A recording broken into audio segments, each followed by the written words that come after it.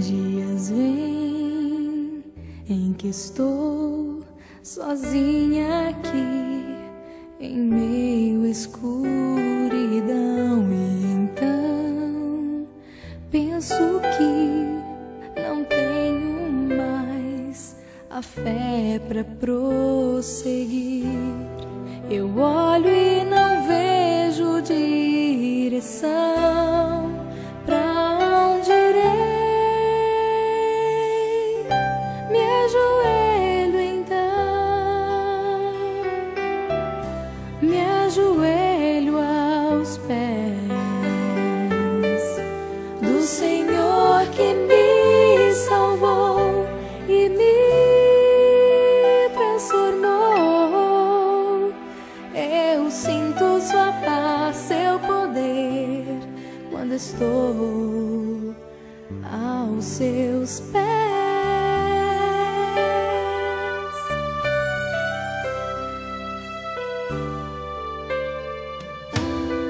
Ao andar pelas ruas, sou só mais uma em meio à multidão. Mesmo assim, poderei falar com Deus, pois Ele é Emanuel. Fecho os meus olhos e então vejo sua luz. Me ajoelho então, me ajoelho aos pés do Senhor que me salvou e me transformou. Eu sinto sua paz, seu poder, quando estou de joelhos aos seus pés.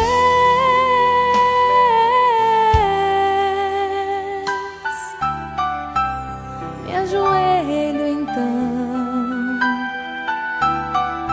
me ajoelho aos pés do Senhor que me salvou e me transformou. Eu sinto sua paz, seu poder, quando estou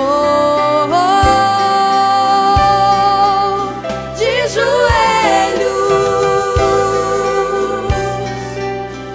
Estou